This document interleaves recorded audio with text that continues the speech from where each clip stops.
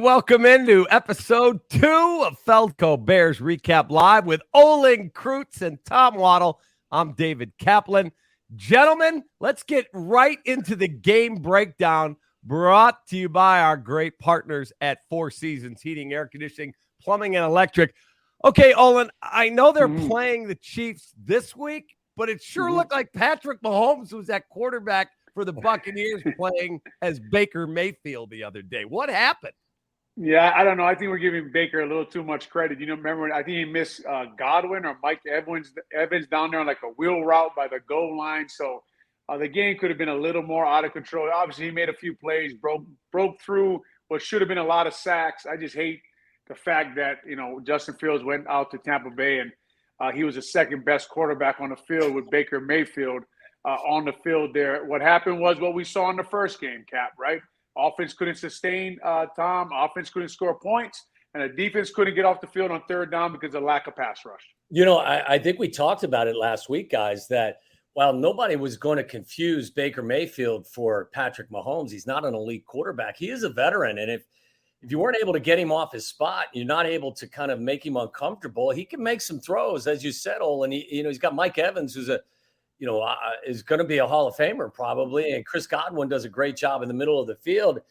You're right. I mean, he threw for 317 and probably left another 50 or 70 yards on the field as well. So I think it comes down to the same thing. If you get beat in the trenches, you're going to end up getting beat on the scoreboard. And, you know, while they may give you several pressures, at the end of the day, they had one quarterback hit on Mayfield and 0 sacks and 0 takeaways. And that's not going to get it done. We can sit and talk about Justin and the offense all we want, and for good reason. But until this defense starts to threaten somebody, they're gonna struggle. So, OG, the run game for Tampa was pretty successful. He ran for 120. Rachaad White, 17 carries for 73 yards and a tutty. The Bears ran for just 67 yards on 16 carries. Roschon Johnson only gets 4. So give me your thoughts on the run game specifically. On the Bears side, you're talking about, I assume. Yeah, because right? Tampa was really good. Yeah, Tampa Bay now, I think they're the best run defense over the last 8 to 10 years. It was going to be tough to run the ball against Tampa Bay anyway. You just had to be stubborn with the run, so it opened up other things. You had to force them to play the one run, which, to be honest, they play the run anyway. They load the box. They're going to blitz you. They're going to go cover one. They really don't care. And then they got a guy named Vita Vea, right? And the thing I pointed out during the week was, guys, look, at right tackle, you have a rookie in Darnell Wright, who I think is going to be a very good run blocker one day. You had Jatari Carter, a 7th-round pick.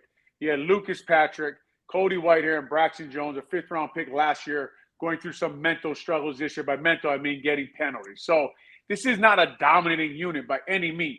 Going against the number 1 run defense in the NFL. So I'm sure the Bears didn't expect to run the ball well, and they didn't. You're not going to get a lot of movement with Vita Vea, and Bose is going to outnumber you in the box on most plays. Tommy, watching the offense, it felt like there were 6 sacks. I put 4 of them on Justin alone, just not pulling the trigger. And there was even, you and I were talking earlier, there was an RPO where he just made the wrong decision.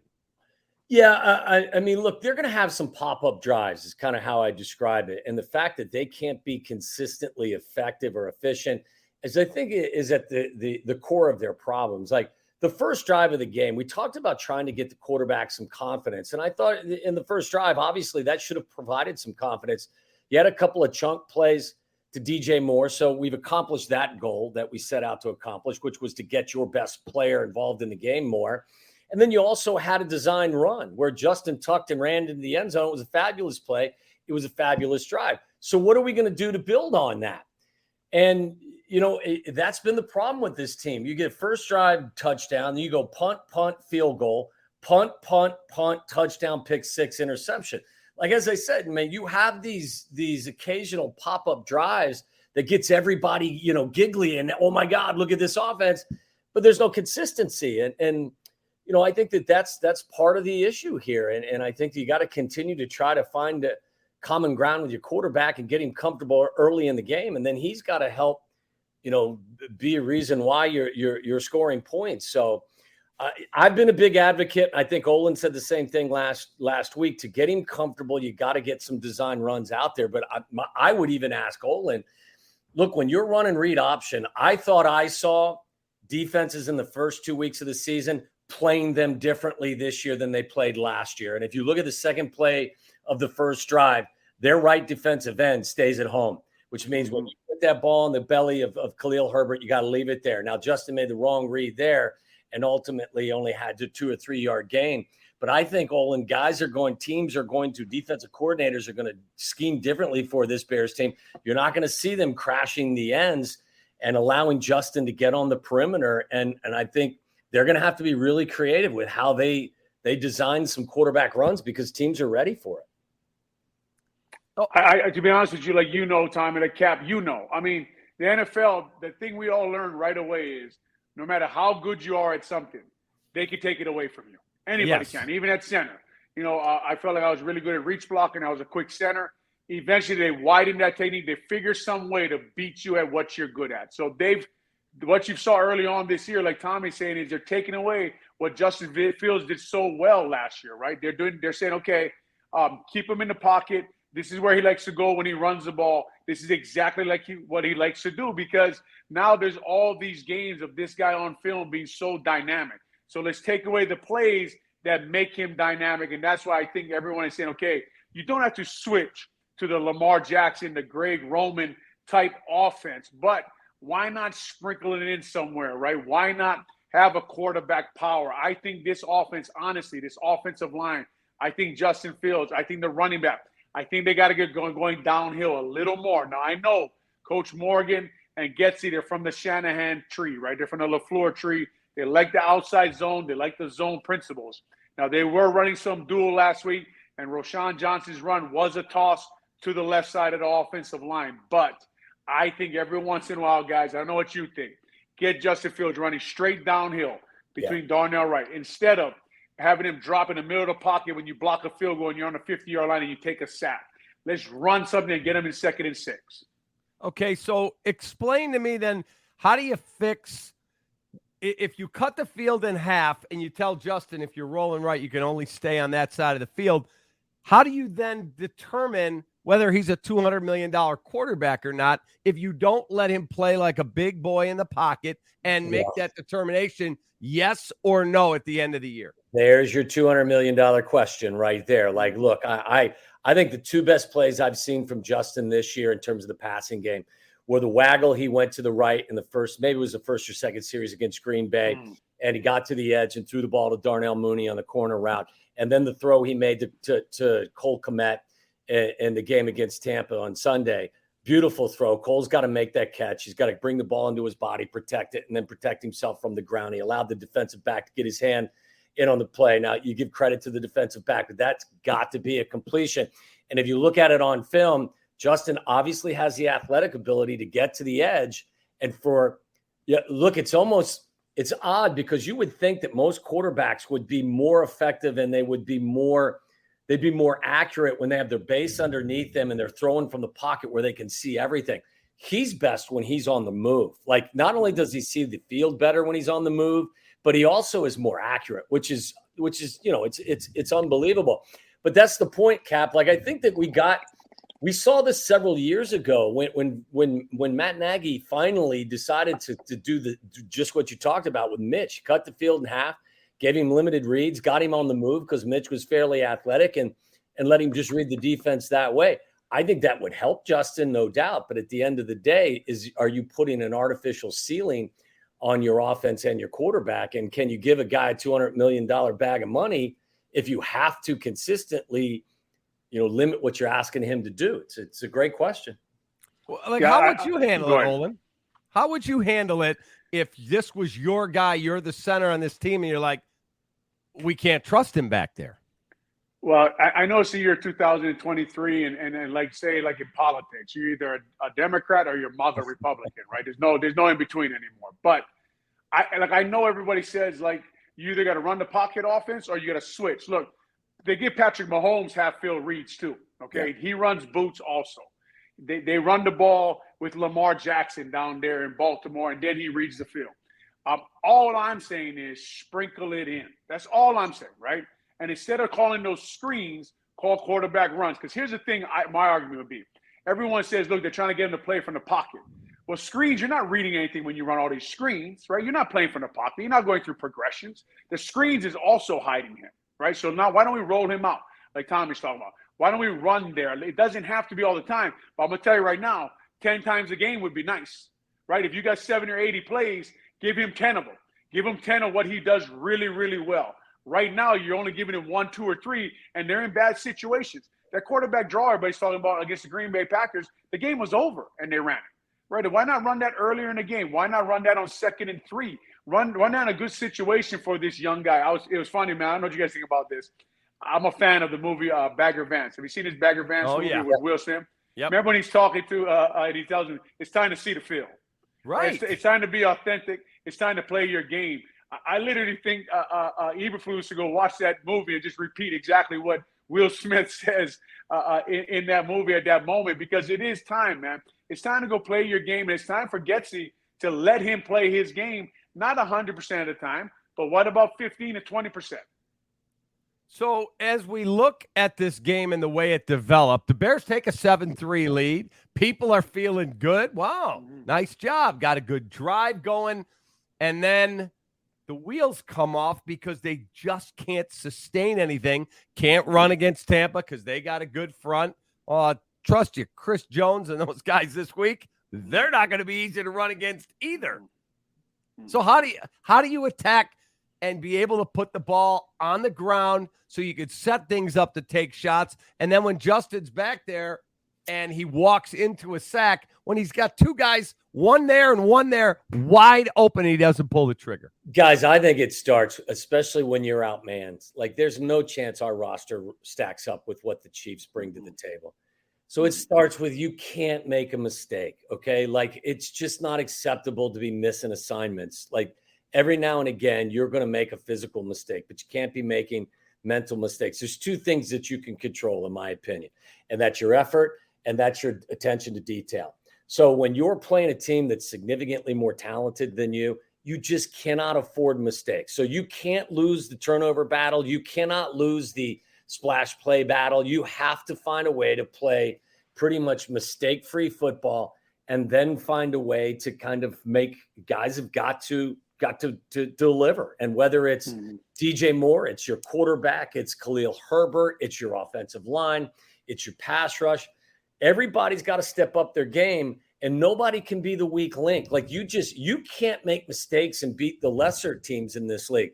If you step up in class and you're making mistakes and you're losing the turnover battle and you're getting, you're committing more penalties than them, you got no chance. And they've got to. So that's why I would say, you first and foremost, you've got to make sure you play a clean game and you don't beat yourself, because they're very capable of beating you by themselves. You're watching Feldco Bears Recap Live, also available audio only wherever you get your favorite podcast. Feldco is Chicago's home renewal experts. Call 866-4-FELDCO. We also want to thank 4 Seasons Heating, Air Conditioning, Plumbing, and Electric for all the right reasons. 4 Seasons. Vienna Beef. Go to viennabeef.com. Use code CAP23 at checkout. Get 15% off your order today. Get your Chicago favorites. And Dr. Pepper. Grab an ice cold, refreshing Dr. Pepper today at a McDonald's near you. Speaking of a Dr. Pepper, I'm ready to go. This guy. What kind of flavor is that? What kind of flavor is Dr. Pepper? There's strawberries and cream, 0 sugar. Right there. 0 sugar, huh? Even Dr. Pepper has 0 sugar now. That's unbelievable. Yeah, unbelievable. Yeah. Unbelievable. Unreal, man. All right, so I want to take you guys, before we get into some other things, watching Baker Mayfield, I thought going into the game, they got a shot here, the Bears. I didn't like the physical matchup. I know I was talking to Olin on the phone. I'm like, boy, physically they may get whipped up front. But it's Baker Mayfield. Holy smokes. He played a pretty solid football game. 317 yards passing for Baker. 26 of 34. Touchdown, no picks. Was never sacked. He ran 6 times for 17 yards with a long, and he just looked comfortable back there.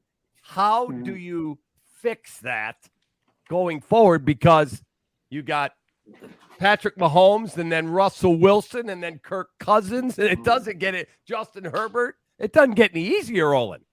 No, it doesn't get any easier. And to your point, like, how do you fix this? How do you fix what's going on with the Chicago Bears? Going into the season, we talked about, okay, who is going to ascend on this team? Who's going to become a Pro Bowl type player? Who's going to become a guy who takes the next step, who watches his film, who learns the game, who has a great offseason? You guys name me on the film. I know Justin's not playing well, but name me one guy you think is taking a step from last year. I really can't say anybody. I think we were hoping for Brisker, Kyler Gordon. Brisker's been injured, and he was sick down there in Tampa Bay. Cole Kmet does not look like he's taking the step, right? No. Braxton Jones, as Tom talked about, too many mental mistakes, right? You're putting us behind the chains. We're not good enough to end up behind the chains. And it goes into like, okay, what are they doing to develop these players to help them to take the next step, to help them to become Pro Bowlers, all pros? I was just telling someone this today, guys. Every time Brian Urlacher was on the field, we had a chance. Yes. He's a first ballot Hall of Famer, right? Every time he showed up, you guys seen the year he was hurt. He hurt his wrist, I think. The first game against the Packers. We weren't very good, right? And the whole defense wasn't very good. You seen that defense when they got rid of him, when he left. That defense went to like last in the league, right? This guy the Bears right now don't have anybody on that team who I would even put in, I don't know, top 3 or 4 in their position in the whole league. I remember what you said last week to me and to Tommy. You said to Lovey, you don't play cover 2. You play cover Urlacher. Cover Urlacher. Yeah, you know what I mean? Yeah. And everyone fed off him, right? Everyone that we had somebody, we got off the bus thinking we got Brian Urlacher and you don't. To that point, guys, look, this defense, I heard Lance talking about it. It works if you've got talent. I mean, it'll work if you can pressure the opposing quarterback with your front 4. They can't do it. Now, I will say with Eberflus taking over the play calling duties on defense, I thought I saw more blitzes in the first series than I had seen in the entire year plus that Matt has been the head coach. So I thought that they at least showed some flexibility and a willingness to adjust because they knew they weren't going to find consistent pressure with their front 4. Their problem is even when they blitz, they couldn't get to the quarterback, which I think speaks to what Olin's talking about. At some point, scheme's really important, but you've got to have the horses, and there is nobody that you can hang your hat on when you need a play. Like maybe that whole vibe of the game changes if Brisker on that first pass, I think that.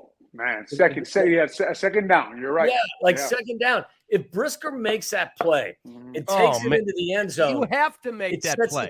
That's a play to Olin's point. Peanut makes that play. And I get it. Brisker's a safety. He's not a corner. But Peanut makes that play. Mike Brown makes that play, right? Mike Brown makes the play, and then what ends up happening is you set the tone and then the confidence starts to roll. And even if you don't have a great group of players, now you got something rolling. So, you don't have that guy. But even if you don't have that guy, somebody's got to step up and make a play, which I think would energize you. And I thought that was an opportunity missed for sure on Sunday. So, Olin, I want to take you to the end of the game, and we'll get back into some of the other stuff. And I want to get into some Justin stuff. But specifically, you have Levante David. I listened to the tape. I played it on the radio with my guy Hoodie. And he said, we knew what play they were going to run. They ran the same play 3 straight times. We knew the formation. And Shaq just made a play, reached up, went, thank you, and gets an escort into the end zone. Is that Justin not audibling out? Because I asked Eberflus Monday morning. He's not easy to get stuff out of. But I said, Coach, do you allow him to audible? Yes. He can go run to pass, pass to run to run. Whatever it is, yes. So I'm asking you, Olin, should he have audibled out of that play, or is that a bad play call by Luke Getsy, or what? Far be it for me to argue with Coach Eberflus, but I've never been part of a team, and maybe Tom has, where a screen is called and you're audibling out of a screen, right? A screen is called because you're expecting blitz, you're expecting pressure. So my question to Coach Eberflus after he said that was, what look would have him audible out of a screen, right? Like, I don't even know what that means, to be honest with you. Like, to me, that's kind of a crazy statement. for him to make right there that he could audible out of a screen. I wouldn't even know what you would audible to unless you're in what Baker Mayfield did a lot of game. He was in a check with me system. And I'll be honest with you, like, I'm going to go off of it right now because that kind of pisses me off that he said that about that point in the game right there. Like no way on the 1 or 2 yard line are you checking out of a screen. You may check to a screen if you see a blitz, but what's he saying? Like, if they're deep enough, check to a run?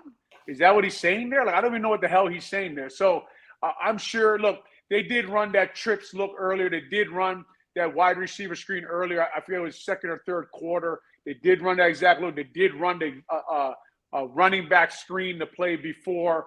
And we said last week, man, the Bears almost have to pass because everybody's expecting screen.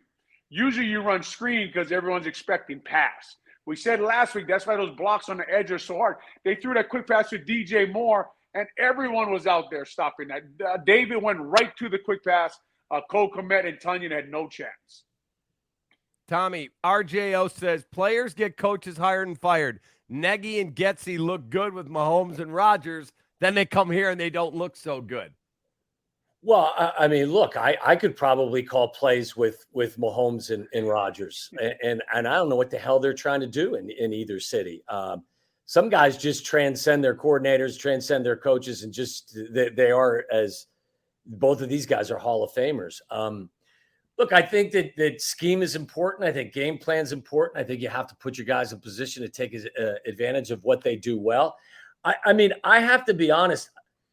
I think that there's so much blame to go around here. I think that the line, the quarterback, the coaches, everything, there's culpability everywhere. So it's kind of hard to differentiate. My question is, and I would ask Luke Getsy if I had a chance, is what you're doing right now, not only you're trying to attack the defense, but are you also trying to evaluate? And if you follow me for a second here, is because at the end of this year, I felt the most important question that needed to be answered at the end of the 2023 season is obviously, is your quarterback your guy for the future? Before you pick up his fifth-year option or you consider giving him an enormous contract extension, you have to be 100% sure that he's your guy. Not partially sure. Not like we have to cut the field in half and make you really, really comfortable so that you can excel when things are put in a good way for you. You've also got to provide some solutions, even when adversity is at your doorstep and when you're not so confident. So, I mean, maybe the fact that they're running so much pocket passing offensive play calls and setups is some of that you're trying to make that evaluation. I don't know. I mean, are you trying to make that evaluation, at the expense of your entire team? But before you would be willing to give him that long-term extension and even pick up his fifth-year option, are you trying to find out really whether or not he can work from the pocket? I'm asking the question. I don't know that I know the answer because I think Olin and I both are coming from the same perspective. Look, I mean, he doesn't look good from the pocket. He doesn't look comfortable. He doesn't look confident. He doesn't look like he processes well. So let's ask him to do the stuff that he does really, really well. But if you ask him to only do that stuff, is that worth $200 million? Is that worth picking up his fifth-year option? So my question to the coaching staff would be, is what you're doing right now, is it not only you're trying to put the players in the best position to succeed, are you also trying to come to a long-term evaluation of your most important player? And that may be an odd thought. I have a lot of odd thoughts, but it would really be something I'd like to get their take on. Like, are you trying to not only affect the defense and take advantage of the defense, but are you also trying to get a gauge on what your quarterback is ultimately fully capable of doing? How do you answer that, Olin? I think it's such an interesting question that Tom poses, and for two reasons. Because first of all, yes, I think they have to see, no one's ever won a Super Bowl with a pure running quarterback, right? Yes. So, but things always happen, and Justin Fields may be the first one. But it's so interesting to me when I hear things like that because I think to myself, in Hallis Hall, who's evaluating the evaluators, right? That's because the owner has told you already that he's a fan. He's not. I'm not an evaluator. I'm a fan. I don't evaluate. So I guess Kevin Warren is their guy now, right? So Kevin Warren has to make sure that the guys who are evaluating Justin Fields are being evaluated, because how does we don't know if Getsin, Eberflus, or Poles are the guys, right? These guys are all new at their job, right? And then here's one interesting thing I don't think a lot of people talk about yet with the Bears. Everyone always says Poles didn't pick Justin Fields, and they're right. Warren didn't pick Poles and Eberflus. Correct. Right? So that's going on all over the organization right now, right? They hired a president, but they hired the guys that the president is supposed to hire. So it's just an interesting, like the chaos you see at Hallis Hall is created by the people at Hallis Hall, right? So now everyone's evaluating. No one knows who's supposed to be there. I mean, Jalen Johnson, one of his interviews today, one of the things he was saying about Justin Fields was just kind of crazy to me. Like, I don't know. We got to get his confidence up. They're not asking him to do what he's good at. I mean, it was just, when you hear these things, I don't even know what to think about what's going on there. Yeah, it's hard you know what? It's really hard to even fathom having these types of discussions in week 3 of a season. Mm-hmm. You know, but the truth is that if you play this out and at the end of the season you come to the conclusion that Justin's not your guy, my guess is that Kevin Warren would completely clean the staff out. Like, so if you would move on, and again, purely hypothetical, and as I mentioned, you know, the disclaimer here is I can't believe we're even having this conversation, or I'm bringing this up in week 3. But if you come to the conclusion that your existing quarterback isn't the guy, and you've got 2 first-round picks, and you're going to set your sights on something new and different and pivot and go in another direction, then I would suggest that it's almost 100% likely that the powers that be, and that person would be Kevin Warren, that they would decide to go in a different direction with the entire staff. So, like, look, there's a lot that needs to be determined, and there are a lot of people that are playing for their immediate careers right now. Mm-hmm. So, Olin, if you look, Tommy, if you look at Justin, right now, your gut feeling is, do you pick up the 5th-year option? What if they're 0-7? What if, heaven forbid, they're 0-7? Does he keep running them out there? Yeah, I have to get in a room with these guys if I'm making this decision. I have to figure out what they're actually asking him to do and what he's actually missing, right? Because what we see, the answer is pretty obvious, Cap, after 2 games, right? After well, not only 2 games, but 3 years of Justin Fields. The answer is you don't pick up the 5th-year option. But I don't know everything. I cannot think that the Chicago Bears think it was all right to go into this year with the plan they had for the offensive line, with who they have at quarterback. Like if I'm an evaluator, like if I'm sitting in a room with Ryan Posey and Cunningham, I'm asking them some difficult questions about their plan at offensive line for this kid. Right? Like, even as good as I think Darnell Wright can be, that was his 2nd game, his 1st game on the road. Of course he's going to struggle against Shaquille Barrett. Of course he is, right? Of course Braxton Jones, a 5th-round pick, is going to struggle on the road with Lucas Patrick at center, Tevin Jenkins out, Jatari Carter, 7th-round pick at right guard, because you didn't plan. You don't have no elite players on the offensive line, Cap. Look around the league at these young quarterbacks. Look at Philadelphia. Those 2 guys they have been there for 10 years. They're the best in the NFL at their position. Lane Johnson is the best right tackle in the NFL. Jason Kelsey is the best center in the NFL. Like of course he's going to play better. Yeah, I would say, Cap, like, for me, like, I think it's still too early. I mean, you, first of all, you don't have to make a decision at this particular time. And listen, I what do they say? Measure twice, cut once. Like, I'm not, it's 2 games in. Do I like what I've seen? No. Do I think the offensive line could do a better job helping him? Yes. Do I think that there's receivers that can help him more? Yes. Do I think the offensive coordinator could help him more and help him be more confident? Yes, I believe all of that is true.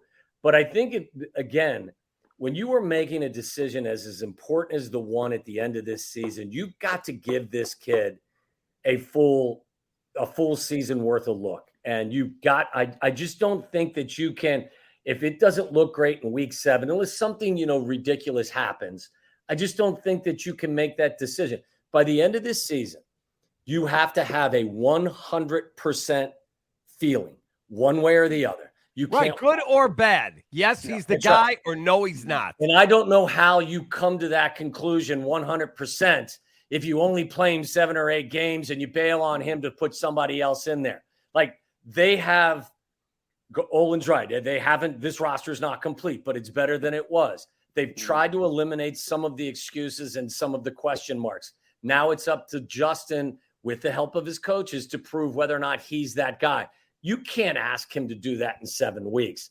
You cannot make that decision willy-nilly. You've got to have a full complement of games and a full complement of tape to know that when you make that decision, there's no hesitation. We're either going to do it or we're not going to do it, but there can't be any indecision.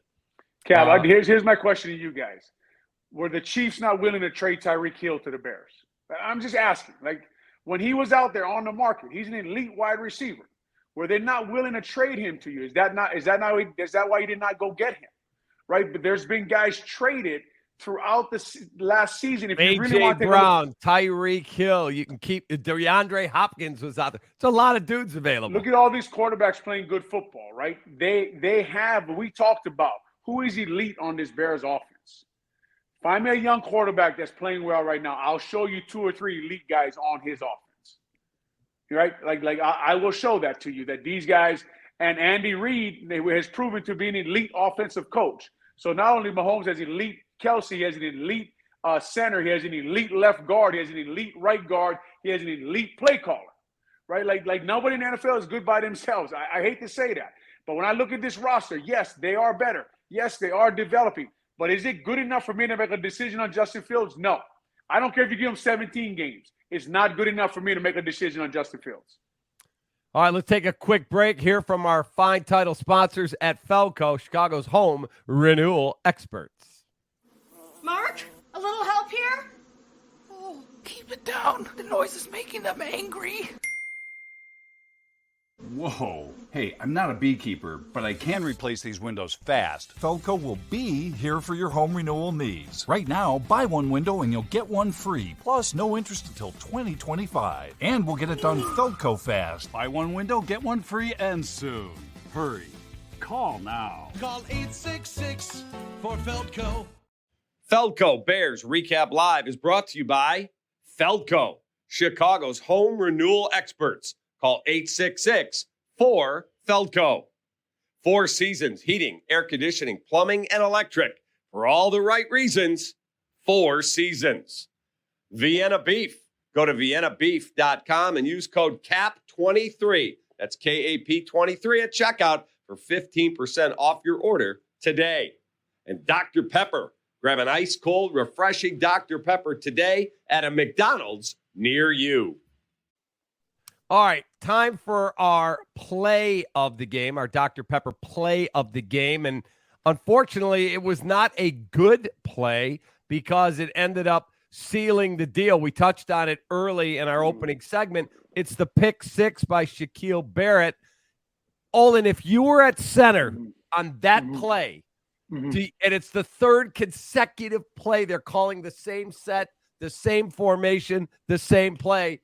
Are you going, no, we're not doing this, or you just run it? Well, it wasn't, right? It wasn't the same. It wasn't consecutively, right? It wasn't called. It was, I think, the second time they ran a screen. It wasn't the same formation. It wasn't the exact same play call. I got, Getsy's not that bad of a coach. Now, let's be honest. He wouldn't do that. That's kind of stuff I do when I'm calling plays. I call wedge over and over again. But no, it's not. Look, the play that Shaquille Barrett made, the look for the screen now was good. It was a good look for a screen. You can see Levante David in our picture here. That's the guy. That's the guy covering the running back. He's about 7 or 8 yards off. We got a lineman approaching him. It's just that Shaquille Barrett felt the screen and he stopped his pass rush, Tommy, and just fell off on the running back. Yeah, I mean, at that point, look, we can have the discussion. It's kind of like the play that Olin highlighted last week where I didn't know what the F was going on with the play call. It was a red zone, and Justin breaks contain, and Lucas Van Ness, the rookie from ran him down, is running him down, and that ball's got to go in the stands.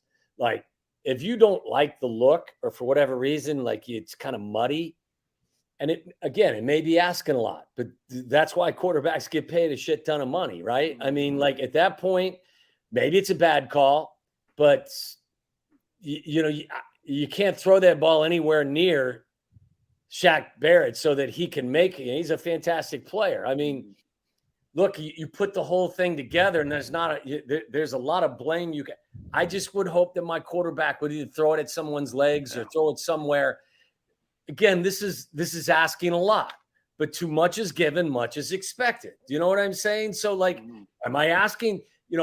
I want to be fair, but I also don't want to coddle someone who's been in the league for 3 years. Do you know what I'm saying? So, like, at some point, we also have to expect certain things from our quarterback. We want to put him in position to excel and succeed, but he also has to have a hand in making sure that, shit doesn't go totally sideways, if you understand. I mean, yeah, that's a great point, right? Like your quarterback has to save the OC sometimes too when he makes a bad call, right? So to Tommy's point, we've all seen it. Throw the ball on the ground and then swear at the sideline, right? That's a dumb motherfucking play and all that stuff, right? We've all seen that before. We've all done it before, right? Like, who called that stupid play? But to Tom's point, like, when we say Justin Fields has to be a multiplier, he has to multiply the whole building, right? Like, he has to overcome even bad play calling. Big Fudge 33 says, can we get Jay Cutler to come in and teach Fields how to ignore play calls? That's for you, Olin. What was it? Was it Martz or was it Tice he ignored? It was probably both of them, actually. Well, it was Martz where I think it was the Monday night game you guys were playing, and you could hear him scream, tell Martz to fuck himself. Yeah, for sure. That sounds like Jay. Yeah. So the average fan out there, and we all do radio in town, the average fan says, Luke Getsy, you're the worst, because they don't want to throw Justin under the bus. So I'm going to ask the two of you, and you've touched and talked around it directly. How culpable is Luke Getsy? How culpable is Justin? Because I call them the Justin Fields fanboys, can't say anything negative about their quarterback, and I don't think that's grounded in reality. Cap. Look, I know it has to be one or the other. It's got to be his fault or his fault. And I just really think both things are true. Yeah, when you watch the film, I just really think no one in that building is doing well right now, right? And it's just a curious case going on right now at Hallis Hall. I'm watching film and I'm looking for somebody who improved from the year before, somebody who watched film this offseason, someone who attacked the weight room, who got better at what they're doing. And right now they've come out. And as Tommy pointed out very well, there's a long way to go in this season, right? I've started off years bad, 3 or 4 games, and just try to slowly get better every week, man. And by week 8, sometimes I finally pulled myself out of a funk. But this team has to do that. They have to slowly get better. And that's coaches included. This is a whole new staff, man. I mean, last year was their first year offensively. Getsy and his staff are young. They haven't worked together before, and they're just trying to get it going too. So whose fault is it? I mean, when you watch the film, none of those guys can point fingers. They all got to go home and say, man, I need to get better. Yeah, I think it depends on the play, Cap. I mean, one play, we can make the decision that the coordinator didn't put his guys in position to take advantage of what they did or what they do well. And then the next play, your quarterback is holding the ball for 5 seconds where 2 guys are actually open. That's on the quarterback. Are you making a good call throwing the screen in the end zone? That may be on the coordinator. So they're sharing. There was a play too, Olin. This probably drove you crazy. And it was early in the game where I think Darnell Wright was setting up to protect. And I think it was maybe the first sack or one of the first sacks in the first half. And Cole Kmet basically just picked Darnell Wright.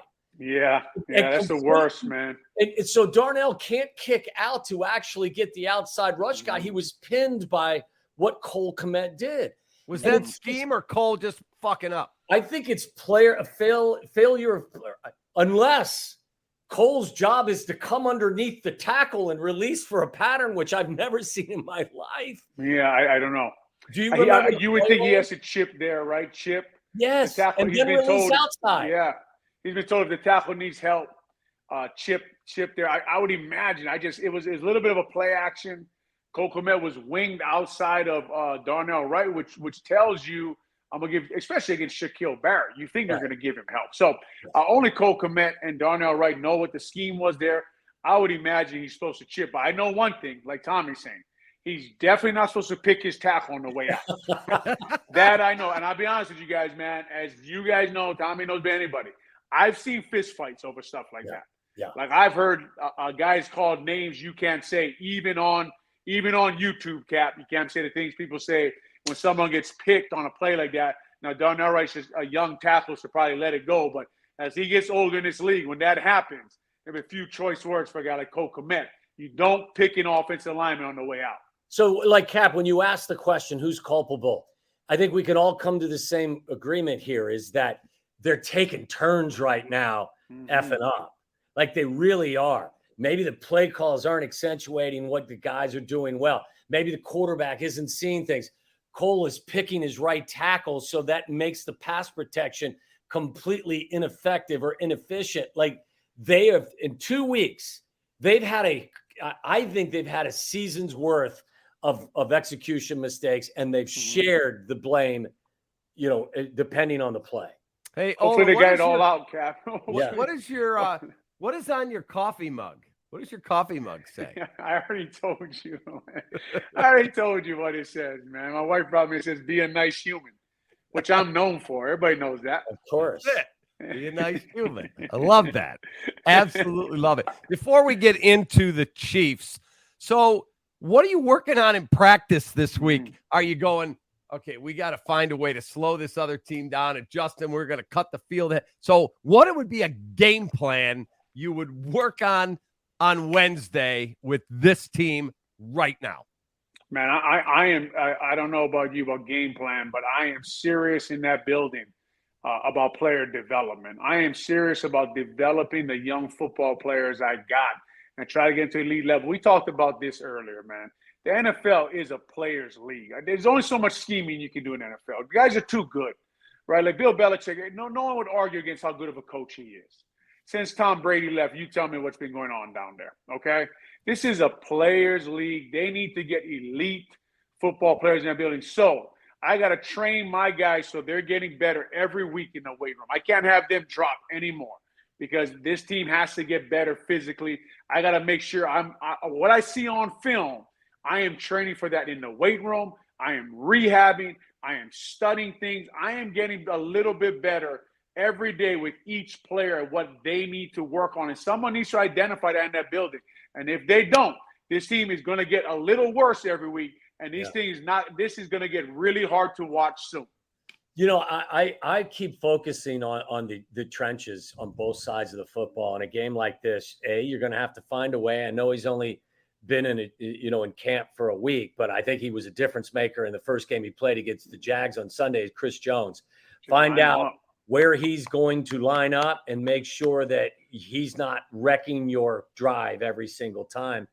And then I have to find a way to, it's virtually impossible, but I have to try and find a way to make Patrick Mahomes uncomfortable. And I'm almost giggling when I say that because that cat's never uncomfortable. How do you do that? Uncomfortable. He's like, I have so much respect for his skill. But then I watched that quarterback series on Netflix. And how great was that? Well, it just enhanced what I felt about him and his leadership and his work ethic and how he makes everyone around him better. Look, it's a Herculean task, but somehow, some way, I gave you the stats. They had 1 quarterback hit and 0 sacks on Baker Mayfield. They've got 1 sack and 0 takeaways in 2 weeks. I mean, and that was a coverage sack. So are you climbing Mount Everest naked? Mm-hmm. Sure. But you know what? Somebody step up and make a play and try to turn the momentum in that game, whether it's a sack or it's a takeaway. But again, I'd be focusing on the line of scrimmage because I still have the utmost respect for all of you guys that played in the trenches. And I think that's where the game's decided every Sunday. Mm-hmm. All right, time for our Eye on the Opponent. And it is brought to you by the great people at Vienna. We call it our look ahead. I'm happy to announce my partnership with Vienna Beef this year. Great taste, great flavor since 1893. Celebrating their 130th anniversary. Look for one of my favorite kits, the Chicago-style hot dog kit. Perfect for your tailgate, for game day. Go to viennabeef.com. Use code CAP23 at checkout. Get 15% off your order today. If you're not in Chicago and you can't get these great hot dogs, have your party, watch the Bears game, and order up at viennabeef.com. Okay, Olin, you've got Patrick Mahomes, obviously a monster. Travis Kelce, obviously the best at his position in the league. So what do you try to do to slow them down? Yeah, you with the Chicago Bears defense, I'm guessing they almost have to outguess Andy Reid because they can't line up and outplay them man for man, right? Look, their biggest challenge, guys, is going to be the inside three to Creed Humphrey, Trey Smith, and Joe Tooney. They just Billy's has been playing pretty good, if you ask me. I've been watching him in nose guard. He's getting some pressures. He's actually been pretty good in there, doing the most out of any defensive lineman right now. But this inside matchup, because here's why I'm so worried about it. You can't overload Mahomes. You cannot. He's going to beat you down the field. He's going to throw the ball on you all day long. So they're going to have to match up man for man against this inside three. This is the best inside three they've seen yet this year. And the Kansas City Chiefs are at home. So you got to give Mahomes a light box. Like I always tell people, if Creed Humphrey, Mahomes center, ever saw one extra guy in the box, he'd probably call timeout because he wouldn't recognize that, right? So this is going to be, Tom, I'm going to have to say it, man. I don't think there's a way they slow them down. Right, like last week, Tom brought up, they did blitz. They brought Strowman, which you wish it was, I'm losing his name now, but you wish it was Gordon, right? You wish it was Gordon blitzing, but it wasn't. It was Strowman. And the ball came out, and Tyreek Stevenson just could not cover those two guys. So I don't know what they do. I don't know who guards Travis Kelce. I don't know who guards I don't know who stops Patrick Mahomes. I don't know who stops that offensive line. You know what? I got to tell you, every Sunday for 6 years, I think it was me there, and Zorich got there in 90 or 91, whatever it was. We were the three amigos in mass every Sunday before a game. I was there because I was praying to God I wasn't going to get killed. But look, whatever God you pray to, I would advise every one of them to get to chapel, get to mass Sunday before this game, and just pray for a miracle, because the group that they're facing off with is, in my humble opinion, they're elite in so many different places, and you're just not going to line up man for man and get the best of them. You got to hope that they take you lightly, which I don't think they will, because especially that offense, they have not had a Chiefs-like game so far this year. They lost to the Detroit Lions. They didn't have Kelce. And then this week, there was a lot of sloppy play from their offense against Jacksonville. Give the Jags some credit. But that's an offense that I think is just, it's a volcano that's bubbling, that's about to explode offensively. So, look, I'll always have hope, but realistically, I don't know. I would just say, again, don't beat yourself. There's no shame in a more talented team beating you, but don't be the reason why that, don't be the weak link. Tell Olin the story of Boston College Notre Dame playing. You're at walkthrough in Kansas City, if I remember correctly. Yeah, we were in Kansas City. And Wani aired you and Zorich out because you guys were watching the Notre Dame Boston College thing on a little handheld TV. Yeah, we were going to Kansas City and we were watching the game. It was the game where the kid Gordon, I think, ultimately kicked the field goal. That Gordon. Yeah, it looked like it was going way wide and then came back through. So we were watching the game from the bus on the way from the airport to the stadium. We went right to walkthrough. And I really wasn't playing much at the time. Wani wasn't a big fan of mine. I was gassed and I was, I had nothing left in the tank. And I mean, Chris was still probably playing and contributing, but we were standing on the sidelines, not paying any attention at all. We were watching the game and we're going through walkthrough. And then David Gordon hit the kick. And when he kicked it, I think Chris screamed because he thought it was going wide. And then it came veering back in. And then I screamed. And we're in the middle of running a play in a walkthrough. And Zorch and I are standing there like a couple of freaking college kids in the stands hollering about it. And Wani just looked at us and told us to go inside the locker room. And we were of no use. So he was right. I don't know what to say. I'm sure if Pitt was on, he'd be doing the same thing. Of course. You know what I mean? If Pitt was on, he'd be doing the same thing. He would understand now. At the time, yeah. I understood why he was upset. I mean, we were wrong. But at that point, when BC beats Notre Dame, it's worth having your coach run you off the field and tell you to go sit down in the locker room. I got to agree with that. Yeah. Okay, so give me your 3 keys to the game, Olin. Okay, they need takeaways, right? They got to be +4. I would imagine they got to be +4. Look, they had 2 chances last week. +4. They had 2 chances last week. and they had a blocked field goal. So that would have been +3, right? They had a chance. I mean, I know Fields had his 2 late takeaways, but look, Brisker's drop, and remember Jalen Johnson punched that ball out, went about 30 or 40 yards, and a blocked field goal. So to me, that was +3. They could have been close last week, but they do. They got to have takeaways. My second key to the game is, I know we talk about the players, but I think Eberflus, I don't know what the curious case. I hope everything's okay with him. I don't know the curious case of Alan Williams. I don't know what's going on there, but Coach Flus has to out-coach Andy Reid, right? He has to win that battle. And then on offense, they have to control the ball and control the clock. So they got to find a way to block Chris Jones, get first downs, keep the chains moving. And look, if I'm them, man, when I show up there, I'm in 4-minute offense already. Yeah. I'm running that. I'm trying to shorten that game, and then call Pat Manley about Dave Tobe and try to get a freebie on special teams. Yeah. Look, I mean, I would see similar stuff. You have to win the turnover battle. There's no question about it. There's no way that you can win. How this many, game. Tommy? How many? +9. I think you got to be +9. I think you got to be +9 to actually win this game. No, I think you definitely have to be on the +9. No, I'm joking. I think also, look, you've got to be. You also have to win the penalty battle. You cannot be 1st and 15. You can't be 2nd and 13. You cannot shoot yourself in the foot against this team. They're too damn good. So you've got to be the more disciplined team, commit fewer penalties. You have to be the more, aggressive team in terms of takeaways. And I think you got to run the football. I really do. Like Olin said, not only are you playing the 4-minute game, but look, this was the #1 rushing team in the league last year, and a lot of it was Justin. But get back to doing what you do well, and that's moving forward. Olin could tell you this better than I. Like, when your offensive line is struggling, what do you want to do? Move forward, go forward. Even if it's not working, keep running it and keep trying to, get something established on the ground. Vinny says, 1, pray. Yeah, 2, play to Justin's strengths and more of last year's offense. 3, be ready to be 0-3. I think Tommy said all of that.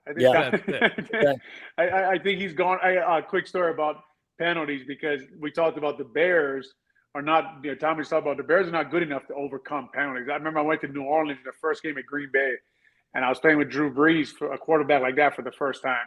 And I had a false start, and he looked at me and said, "Olin, you're just slowing us down, man."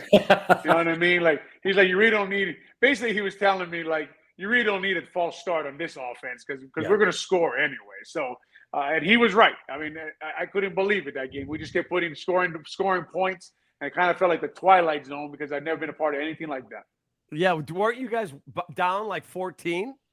Down 14. Drew Brees walks up. He says, "We're going no huddle." I said, "Okay." They never stopped us again, right? They never, and in New Orleans now, when they installed 2-minute offense, all the coaches left, and I was like, "What the hell is going on?" And Drew stood up and he installed 2-minute offense. It was, Olin, this is that's the offensive version of Brian Urlacher. Like, you talk about a guy that can you hit your wagon to. Defensively, it's Brian, and offensively, as you described, I mean, Drew, lead us where we need to go. Man. It was unbelievable. And I remember I'm thinking to myself on the bench there in Green Bay, how little the center actually meant to this whole thing that was going on. I want to read you guys some numbers through 27 career starts. Justin Fields, 59.9% completion percentage, 4,469 passing yards, 36 passing and rushing TDs, 31 turnovers, and a passer rating of 79.7. Mitchell Trubisky, 63% completion. Let it go, Cap. 644 yards. Let it go. 680 rush yards, 36 passing and rushing TDs, just 26 turnovers, and an 86.3 passer rating. Everybody ran Mitch out of town. They're starting to turn on Justin. You can feel it. Sitting on the bench in Pittsburgh with all those stats, right? But no, I mean, look, it wasn't good they enough. have to play. Yeah, they have to play better. But look, go through, if you're going to do that to Justin Fields, then do me a favor. Go through the last 13 years of Chicago Bears football. Give me the winning percentage. Give me the playoff wins. Give me the number of winning years. Give me the number of Pro Bowlers. You have to go through the whole organization and just say, look, you guys all haven't been good enough. Yeah. I do want to read you guys a couple stats just to have you react before I let you go. Mm-hmm. Justin Fields has taken 10 sacks this season, 9 of which have come after 4 or more seconds holding the football. Since 2021, he's taken 79 of those sacks, 4 or more seconds, 16 more than any quarterback in the NFL. Tom Brady, I listened to him say it. If the ball's not out of my hands in no more than 2 3/4 seconds, closer to 2.5, it's my fault, nobody else's. Is that how are we holding the ball this Well, no, I would say this. If you're holding your breath and you're expecting that to change dramatically, you're going to turn blue in the face and pass out because you are who you are at this point on that front. Can you get incrementally better in other areas? Sure. But at some point, you just define this is who you are. And I think what we have found is that from the pocket, this isn't where he's most effective. And if you continue to try to, see if he is going to improve significantly from that spot, I'm not sure you're going to be pleased with what you see. So you're going to have to adjust and ask him to do some of the stuff that he does better. Ultimately, at the end of the day, though, he has to assume responsibility for himself. If they ask you, look, I said this last year, I probably said it last week as well. I don't care if the name on the back of your jersey is Rice or it's Pettis. Open is open in the National Football League, and you have to make the throw when the player is open. I don't care what the circumstances are. There are going to be situations, there are going to be moments when you're going to get hit when you throw the ball. Look at the kid in Minnesota, Kirk Cousins. Everyone, thinks he's a very average quarterback. There are certain things that he does that I'm impressed with. He steps in the pocket, he gets his ass kicked considerably and consistently, and he continues to throw the football. And I think that those are things that a young quarterback got to learn to do. You're going to get hit. You got to step up and you got to let it fly. Yeah, I honestly think like Tom is saying with Justin Fields, I don't mind him holding the ball a little longer than Tom Brady, right? This is not the comparison, right? I want to know what Michael Vick thinks about holding the ball. I want to know what Randall Cunningham thinks about holding the ball. I want to know what Russell Wilson, when he was winning Super Bowls and playing at a high level, what does he think about holding the ball? Because it's the kind of quarterback Justin Fields is, right? And the only problem is we haven't seen him get out and be dynamic, right? Like if you're going to hold that ball, then you need to break that tackle. You need to get out of the box. You need to find a receiver on your scramble rules, or you need to get down the field and running the ball, because he's never going to be the kind of guy, like Tom said, he's shown you in the NFL. I will always say, once someone shows you who they are, believe them. Look at Chase Claypool. This is who he is. We're going to be talking about him in week 8, about something he did, and hopefully he comes back and practices harder, and he's going to do it over and over and over again. Same with Justin Fields, man. He's not that kind of quarterback. He's not going to catch and shoot. He's going to catch, hold, hopefully break a tackle, and then go to the house on you. And that's what he has to do more of. He has to go sooner. And Olin, to enhance what you're saying as well, I thought there were a lot of times, especially in the second half of the season last year, that he evaded the rush. And instead of tucking and running, he was able to balance the moments when he would run, and then he would also show patience and allow the defender to come to him, which then opened up throwing lanes. So then he would scramble to then buy time to push the ball downfield. And they made a ton of plays doing that last year. So it's not just evading the rush and tucking and going. It's evading the rush, buying time, and then allowing your receivers to find gaps and then delivering the football. And that's something we haven't seen them do yet, but something I thought they did really well in the second half last year. All right, before I let you guys go, I'm going to get your picks. Olin, I just wanted to read you this. Bears offensive coordinators since 2012. Mike Tice, O-line coach with no experience. Aaron Kromer, O-line coach with no experience. Adam Gase, gone after 1 year. Dowell Loggins, 1 year of experience at Tennessee. Mark Helfrich, hired when he was unemployed. Bill Lazor, hired when he was unemployed. Luke Getsy, 1 year of experience in college. Those are your play callers. Listen, man, I mean, we do analyst work in this city. I played for 13 years here. I've been here since 1998. You ain't telling me stuff I don't know. I watch on the side, and I just I sit in my gym, and I read things they do there, and I watch what they do, and I just shake my head, man. I don't know what to tell you about all that. All right, predictions. Tommy, what's the score? I would say this one's going to be 30-17 Kansas City. Olin. You know, Cap. I have responsibilities, man. Stop doing this to me. I can't make picks on this. You make a pick, Cap. Yeah, Cap. You're not paying enough on this YouTube channel. You know what I mean? I pay better than anybody. I'm gonna be at the game as a fan, not working. I'm gonna say Kansas City wins the game 34-13.